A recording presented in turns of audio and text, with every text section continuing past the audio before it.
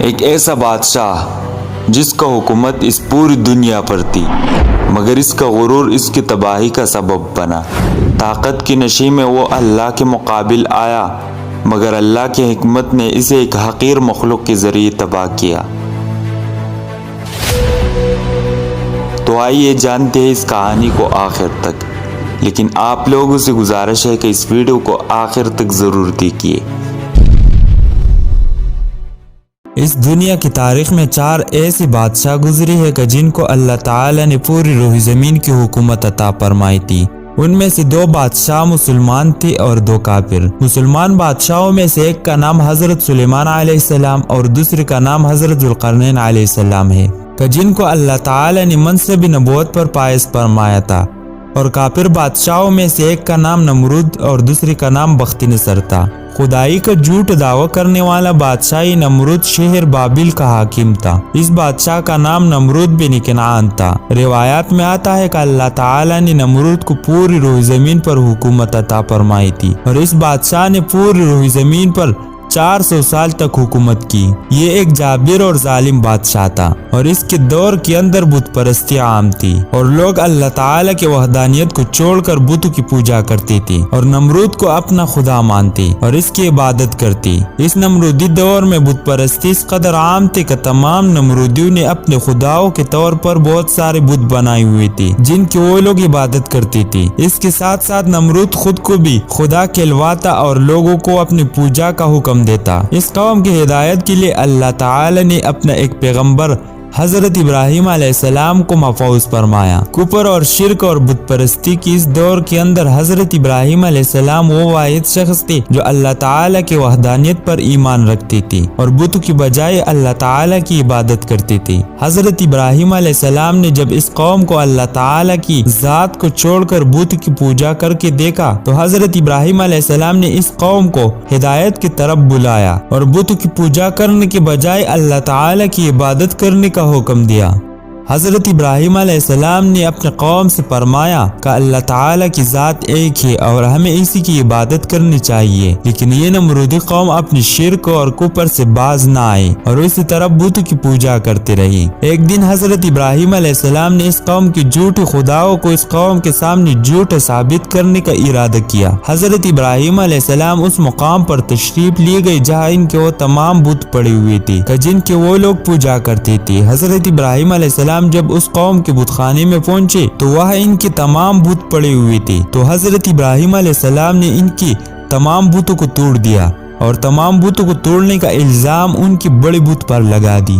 اس کے بعد جب تمام نمرودی اپنے بت خانے پر واپس آئے تو انہوں نے اپنا بتوں کو ٹوٹا ہوا دیکھا۔ نمرودی قوم اس بات کو اچھی طرح جانتے تھے کہ ہمارے اندر صرف حضرت ابراہیم علیہ السلام ہی وہ واحد شخص ہے جو بتوں کے خلاف باتیں کرتا ہے اور بت کے بجائے اللہ تعالی کی عبادت کرنے کا حکم دیتی ہے۔ جب نمرودیوں نے اپنے خداؤں کو ٹوٹا ہوا دیکھا تو وہ سمجھ گئی کہ یہ کام صرف حضرت ابراہیم علیہ السلام کا ہے۔ چنانچہ تمام نمرودیوں نے حضرت ابراہیم علیہ السلام سے بدلہ لینے کے لیے حضرت ابراہیم علیہ السلام کو قتل کرنے کا منصوبہ بنا لیا۔ چنانچہ تمام نمرودی نمرود کے دربار میں حاضر ہوئی اور نمرود سے حضرت ابراہیم علیہ السلام کو سزا دینے کا کہا۔ اس طرح نمرود نے جب یہ بات سنی تو وہ آگ بگولا ہو گیا اور اس نے ایک مقام پر آگ جلانے کا حکم دیا۔ نمرود نے یہ حکم جاری کیا کہ ایک وسیع میدان میں آگ جلایا جائے اور اس کے اندر حضرت ابراہیم علیہ السلام کو ڈال دیا جائے۔ چنانچہ نمرود کے حکم کے مطابق ایسا ہی کیا گیا۔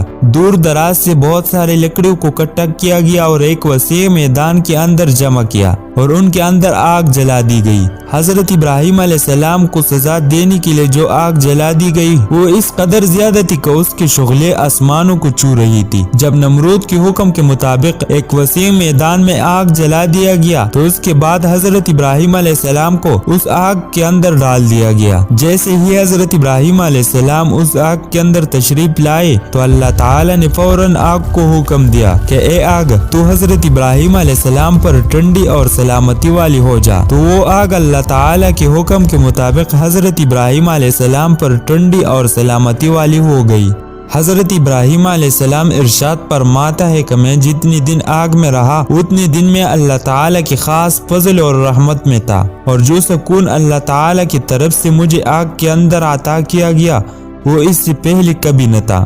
کچھ دنوں کے بعد حضرت ابراہیم علیہ السلام اس آگ سے زندہ تشریف لے آئے۔ یہ منظر دیکھ کر تمام نمرودی حیران رہ گئی، لیکن اس کے باوجود نمرود اور نمرودی قوم اللہ تعالی کی وحدانیت پر ایمان نہ لائے اور اس طرح اپنی بت پرستی کے اندر مبتلا رہے۔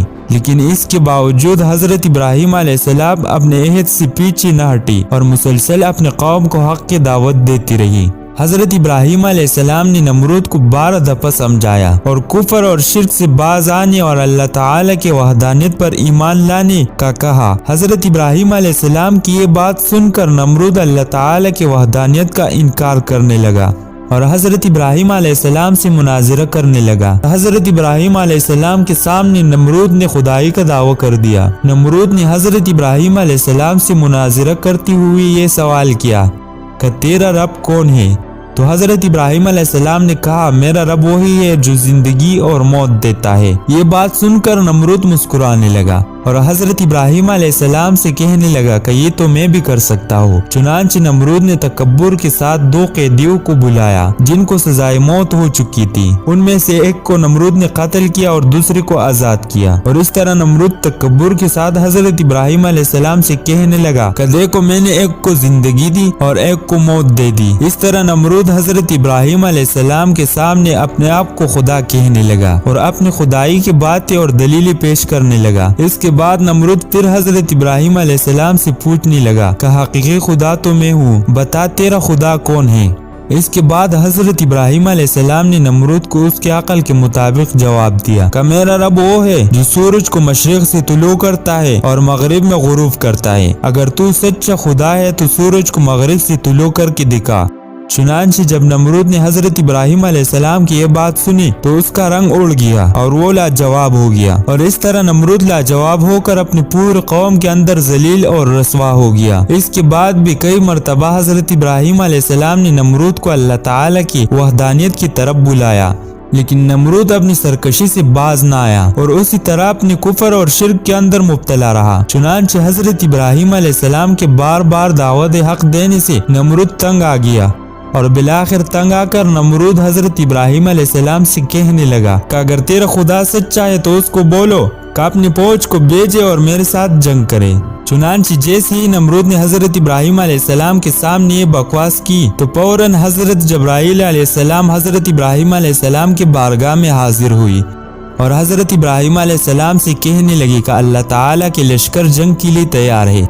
حضرت جبرائیل علیہ السلام کی یہ بات سن کر حضرت ابراہیم علیہ السلام نے نمرود سے یہ کہنے لگا کہ اللہ تعالیٰ کا لشکر جنگ کے لیے تیار ہے۔ چنانچہ حضرت ابراہیم علیہ السلام کی یہ بات سن کر نمرود حضرت ابراہیم علیہ السلام سے کہنے لگا کہ مجھے 3 دن کی مہلت دی جائے تاکہ میں اپنی جنگ کی تیاری کر سکوں۔ چنانچہ نمرود کو 3 دن کی مہلت دی گئی، چونکہ نمرود کی حکومت پوری دنیا پر تھی۔ ان 3 دنوں کے دوران نمرود نے پوری دنیا کے بڑے بڑے جنگجوؤں کو اکٹھا کیا اور بہت سارے ہتھیار کو جنگ کے لیے تیار کیا۔ اس طرح جب نمرود نے 3 دن کے اندر اپنا تمام تیاری مکمل کر دی تو اس کے بعد نمرود حضرت ابراہیم علیہ السلام کو تکبر کے ساتھ للکار کر کہنے لگا کہ ہمارے فوج جنگ کے لیے تیار ہے، اپنے رب سے کہو کہ اپنے فوج کو جنگ کے لیے بھیجے اور ہمارے ساتھ جنگ کرے۔ نمرود کی یہ بات سن کر حضرت ابراہیم علیہ السلام نے اللہ تعالی کے بارگاہ میں دعا کی تو اللہ تعالی نے مچھروں کی ایک فوج بھیجا، اور مچھروں کی تعداد اس قدر زیادہ تھی کہ وہ مچھر پوری آسمان پر پھیل گئی۔ اللہ تعالی نے اس فوج کو نمرودی فوج پر مسلط کر دیا۔ یہ مچھر اللہ تعالی کے حکم سے دیکھتے ہی دیکھتے نمرودی فوج کا گوشت کھا گئی اور ان کا خون پی گئی۔ اس وقت تمام نمرودی فوج کی ہڈیاں باقی رہ گئی۔